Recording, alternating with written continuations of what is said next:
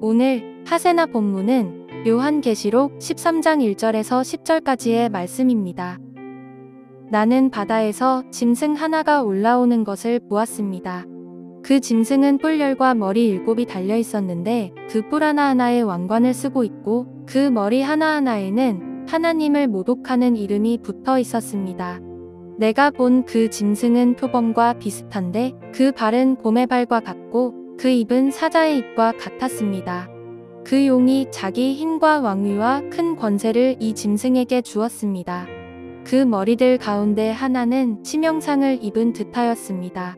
그러나 그 치명적인 상처가 나으니 온 세상은 놀라서 그 짐승을 따라갔습니다. 용이 그 짐승에게 권세를 주니 사람들은 그 용에게 경배하였습니다. 또 그들은 누가 이 짐승과 같으랴? 누가 이 짐승과 맞서서 싸울 수 있으랴? 하고 말하면서 그 짐승에게 경배하였습니다. 그 짐승은 큰 소리를 치며 하나님을 모독하는 말을 하는 입을 받고 42달 동안 활동할 권세를 받았습니다. 그 짐승은 입을 열어서 하나님을 모독하였으니 하나님의 이름과 거처와 하늘에 사는 이들을 모독하였습니다. 그 짐승은 성도들과 싸워서 이길 것을 허락받고 또 모든 종족과 백성과 언어와 민족을 다스리는 권세를 받았습니다.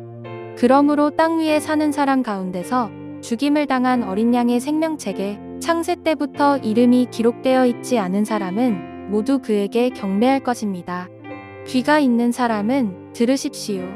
사로잡혀 가기로 되어 있는 사람이면 사로잡혀 갈 것이요. 칼에 맞아서 죽임을 당하기로 되어 있는 사람이면 칼에 맞아서 죽임을 당할 것이다. 여기에 성도들의 인내와 믿음이 필요합니다. 요한계시록 12장은 용이 교회와 싸우기 위해 전열을 가다듬었다는 내용으로 마무리됩니다. 그리고 이어지는 13장은 용의 세력에 속한 두 짐승에 대한 내용을 다루는데 오늘 우리가 읽은 본문은 첫째 짐승에 대해 다루고 있죠.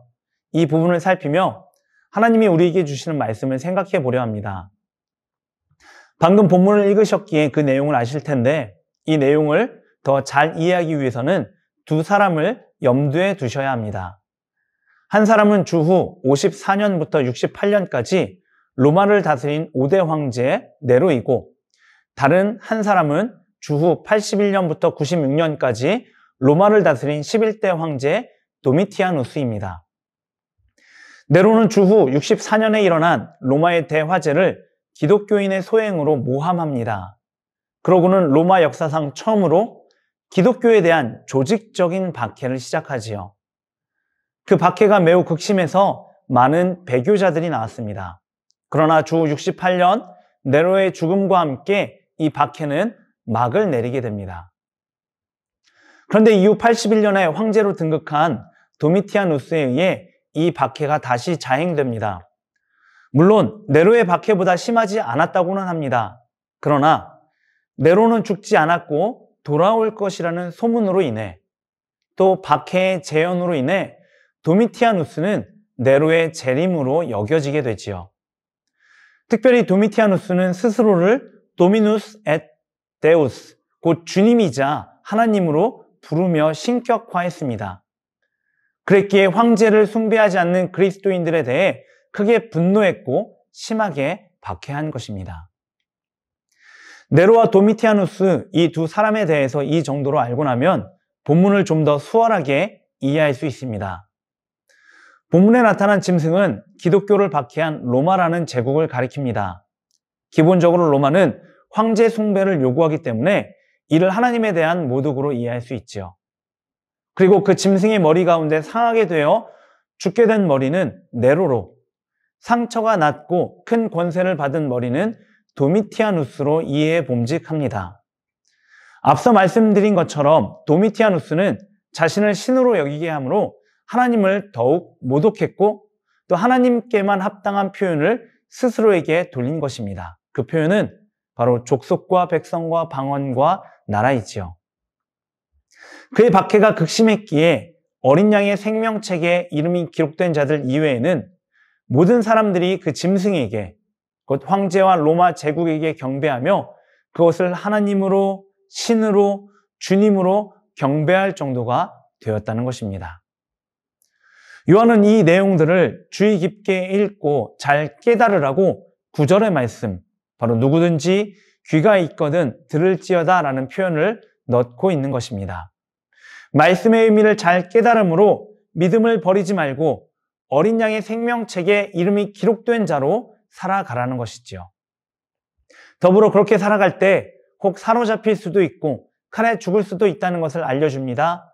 그럼에도 성도로서 인내와 믿음을 가지고 살라고 권하는 것입니다. 이것이 본문이 우리에게 전하는 바입니다. 이 말씀을 보며 우리의 삶의 자리를 돌아보게 됩니다. 종말의 시대를 사는 우리가 믿음으로 살고자 한다면 크건 작건, 드러나건 은밀하건, 정신적이건 물리적이건 이 세대로부터 박해를 받곤 합니다. 때로는 이 박해는 유혹의 형태를 띠기도 하지요. 하나님의 뜻이 아니라 자신의 뜻을 이루라고, 세상의 방식을 따라 살면 편하다고, 하나님이 아닌 스스로를 주인이자 하나님으로 여기라고 말입니다. 이 유혹과 박해는 사실 너무나 교묘해서 때로는 우리 스스로 그것에 넘어가고 싶을 때도 생기곤 합니다. 그러나 잊지 마셔야 할 것은 우리는 예수님을 따르는 사람들이라는 것입니다. 예수님을 따른다는 것은 예수님만을 주님으로, 하나님으로 고백하고 경배하는 것입니다. 예수님을 따른다는 것은 그분이 경험하신 고난의 길을 피하지 않고 견디어낸다는 것입니다.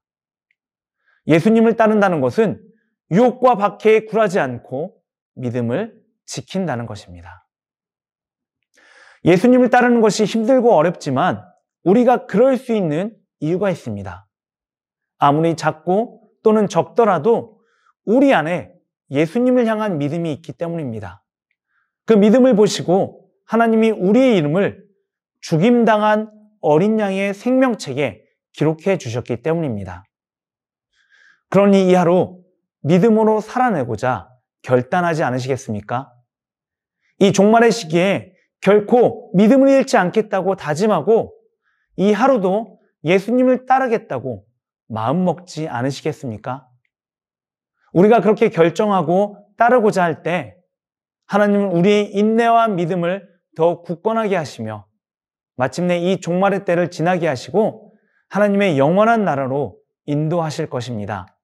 그 기대와 소망을 가지고 오늘 하루도 예수님을 따르는 우리가 되기를 기도합니다. 오늘의 하시전은 동행 세미나를 위해 함께 기도하는 것입니다. 크리스천의 정신건강이라는 주제로 진행되는 세미나를 통해 성도님들이 자기 마음을 돌보고 회복할 수 있도록 함께 기도해 주세요. 오늘의 하시죠. 함께 하시죠.